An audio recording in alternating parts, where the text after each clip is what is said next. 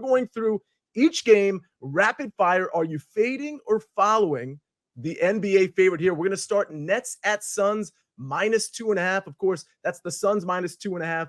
Tim, I'm starting with you. Fade or follow the Suns? See, I was supposed to be Jokic. You see that right there? I was supposed to be the next Jokic, okay? The difference was, I didn't grow 8 inches. I'm still waiting for that growth spurt, okay? But the Nets are covering at a 76% rate. They catch the Suns on a second half of a back-to-back. I'm sorry, I'm going to be taking the Nets here. You have a strange likeness to Jokic, by the way. It actually looked like a baby picture of a Nikolai. Very, very nice. Triple threat position. I love that too. Mike McClure, where are we at on Suns -2.5? Fade or follow? I'm going to fade the Suns at 2.5 here. I like the Nets side as well. I think it's a good spot for them to pick up a win. They're on this West Coast road trip. As Tim Jokic mentioned, we have the Suns on the second night of a back-to-back. We're not going to see Durant out there, at least very unlikely to. Okogie's likely doubtful. Grayson Allen not going to play as well. We'll see on Bradley Beal. They had minutes limit there, second night of a back-to-back. It's possible they're without all of them. Give me the Nets here. I think they win this one outright. Like it. Certainly the Suns are down a lot of players here. Mikey B, fade or follow Suns -2.5? Yeah, that second night of the back-to-back, we're going to fade the Suns here. I wouldn't be surprised if Beal sits. Probably no Durant, maybe 2. Maybe they rest Booker. So, yeah, let's go with the Nets. All right, let's go to the next one. 76ers -11.5 at the Pistons. Fading or following, Tim Doyle, the 76ers? Yeah, I'm going to fade them. But whenever you bet the Pistons, you just have to go like this. Pistons, Pistons, Pistons, because they're not going to win. They've lost 20 straight games, okay? And my dad, Dan Doyle, played for them. See, a little known fact, okay? There he is on his wedding day. Now, they've been married for 52 years. They've been happy for about 40. Okay, so there was like a 12-year window there where things went off the rails. Probably they had young kids at the time. Pistons, last time they played the 76ers, lost by 8 in Detroit. Now I feel like I'm getting 3.5 more points. Give me the dog in this spot. Tim Doyle bringing it right off the bat. Mike McClure, are the 76ers going to be bringing it at -11.5 in Detroit? They're going to be bringing it to the tune of a win, but they will not cover. We get a last-minute 3 from the Pistons. They're going to cover this one. They're going to be down 14 at one point in the final 2 minutes, but they will cover this spread. All right, Mikey B, 76ers -11.5, fade or follow? Follow. The Pistons are garbage. I would not be surprised if they lose this game by 20 points. They can't beat anybody. Jalen Duren's out, and Embiid is going to feast. Yeah, fair enough.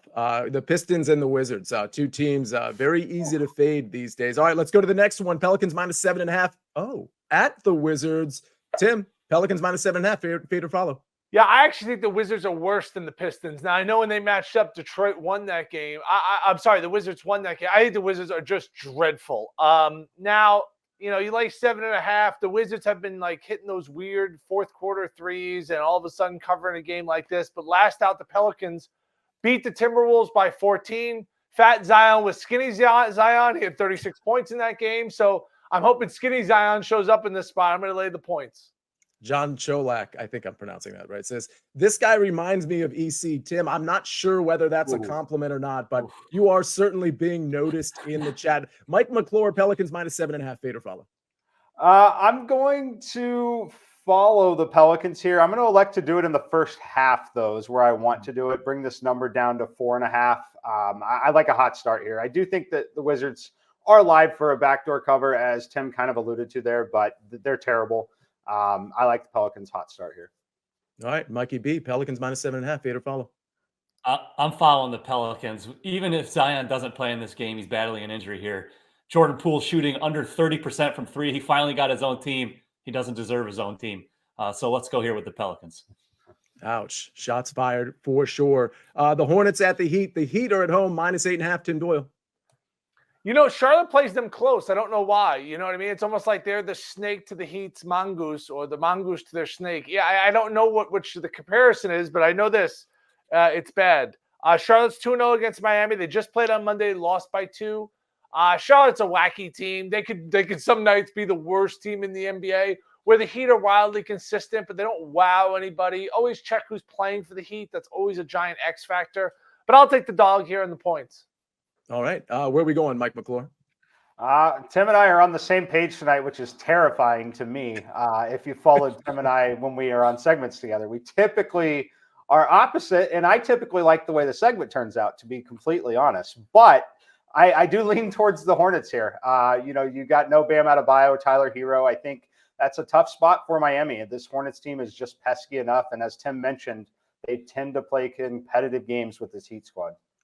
Mikey B, I hate to say it, I cannot keep my eyes off Tim and his props. Nonetheless, I need your fade or follow play Heat -7.5. Yeah, I'm going to fade the Heat too. No Bam Adebayo is a big absence for the Heat. I don't think the Hornets win this game, but they can keep it close enough to cover. All right, let's move on to Hawks at Raptors. Raptors -1.5. Tim, fade or follow?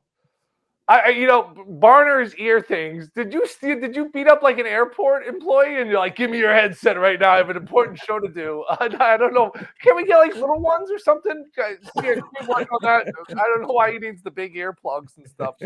So I can hear you clearly, Tim. Okay, I thought you were going to be like this. Here's who I'm picking in this game. We're going to go this way after that. I hate this game. I looked it over like 3 or 4 times. Both these teams are huge disappointments. We thought both these teams would be like 43 wins or something. They both lost 4 straight. I have no opinion, so I would just take the Raptors because they're at home. But this is one of those games that I don't know what you could sell me on. I'd probably follow Mike or Mike.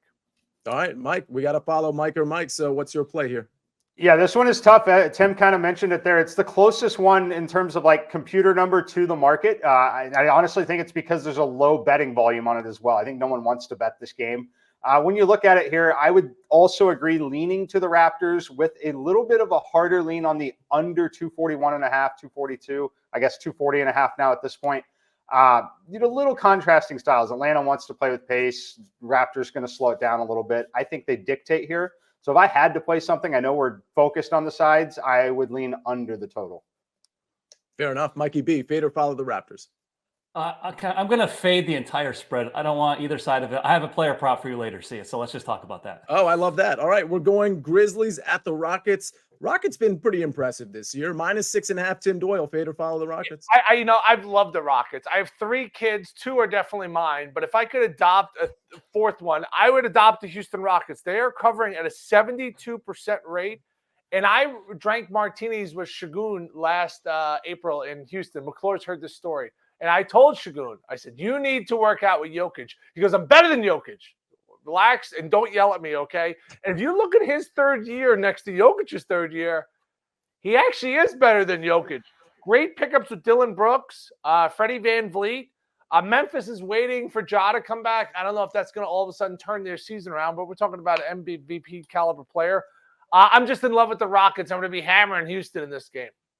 Mike, I need a broom to sweep up all the names Tim Doyle is dropping right now, but I also need your fade or follow on the Rockets -6.5. I don't love the number being up over 2 full possessions, so I would look to bet this in game, but I cannot back the Grizzlies in this spot. You talk about the Dylan Brooks revenge game. I always want to tune in whenever we get an opportunity for something like that. So I like the Rockets side here. I really like this team overall. I think that these games are, when you've got Dylan Brooks on your roster, this is a game that matters. It frankly matters. So I would love to get this down to 4.5 on a live number. But if I had to play it pregame, it definitely won't be on the Grizzlies side.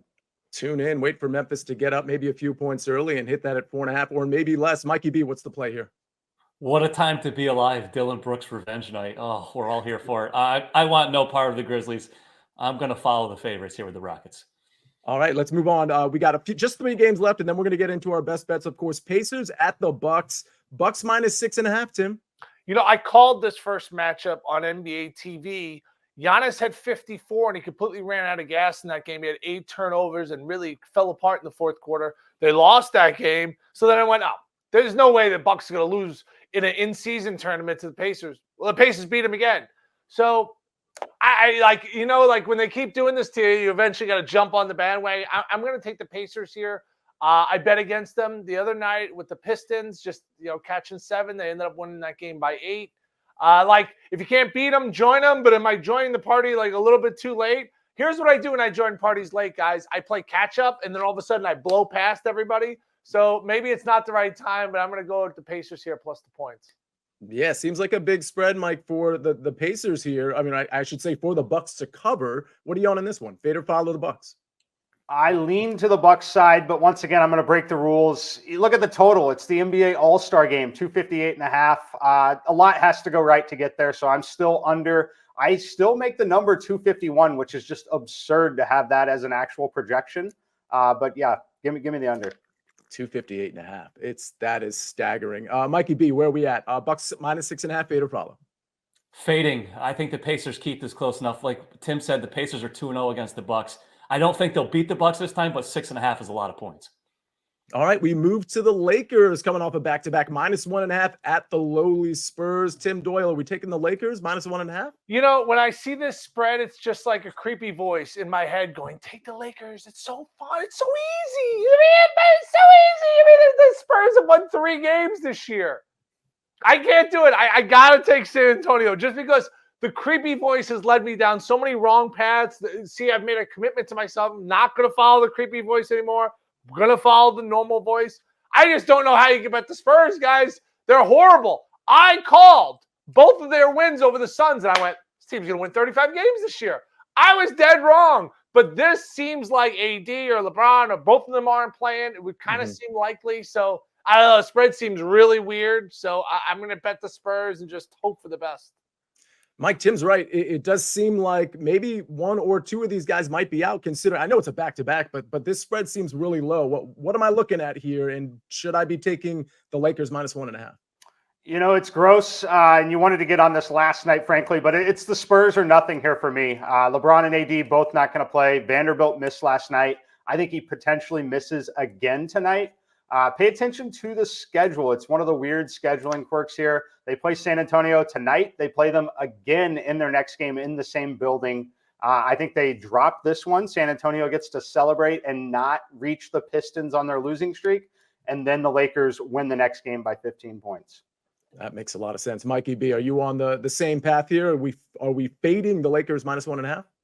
Yeah, I guess I'm going to fade the spread again completely. I don't want anything to do with it. Something to keep an eye out for. If LeBron and AD are out, the Spurs play no defense and at fast pace. D'Angelo Russell is going to go off in this game. So keep an eye out for those D'Angelo Russell points props. He's going to jack up 100 shots in this game. Love that very much. All right, let's move on to the last game of Fade or Follow, and then we're going to get into our best bets. We're going to bring Martin Green back. Knicks -6.5 at Utah, at the Utah Jazz. Tim Doyle, fading or following the Knicks -6.5? I'm going to fade them in this spot. Now, Clarkson's a no-go for the Jazz. Lauri Markkanen, who has the exact same haircut as Terry Doyle, my mom. I'm serious. I think they get like the same style, like just a little curly in the back, a little long, bushy on the sides. But I like the Jazz here in this spot. Go back a few games ago at home, beat Portland. A few games before that, they beat the Pelicans in a 2-game set in November. I know it's not like a lot to get excited about, but you're getting 6.5 points at home. The Knicks are playing really good basketball. There's no doubt about it. But I think the spread should be like 2.5 or 3. So I think there's an edge there. One interesting stat about Salt Lake City, if you order a drink, you must order food. It's like a tit for tat deal. So like I got a bourbon and then I had to get French fries. So then all of a sudden, I don't know why that is in Salt Lake City, but little known fact.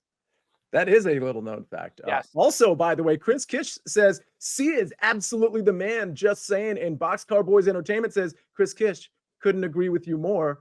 Mike McClure, do you agree as well? And also, Knicks -6.5, fade or follow? You know, I'm just going to address the game because I wasn't listening. I was looking at data, to be honest. So I don't know what you were saying, Sia. I got to be completely transparent with you. It's not important. I didn't hear the question at all because I was confirming injury statuses on the Utah Jazz. Clarkson is out. Walker Kessler, questionable. Lauri Markkanen, questionable. John Collins, questionable. I tend to think that more of them play than not, though. And I agree that you should not be getting the hook here on the 6.5. I would set this number down to 4. Keep in mind the Knicks are also going to be dealing with some altitude, not going to have Mitchell Robinson's big body in there if all of those bigs play. But the altitude is a serious factor in this game. All right, Mikey B, what are we at? Where are we at on Knicks -6.5 in the altitude at Utah? Sia, first of all, you are the man. And second of all, I will fade the Knicks. It's just too – I'd feel a lot better if I knew who was going to actually play for the Jazz because they have everybody listed as questionable. Walker, Kessler, John Collins. Those are some big, important guys, especially with the Knicks being so small up front because Mitchell Robinson's being out. But on the road and the altitude, it's just too many points for me to feel good about the Knicks.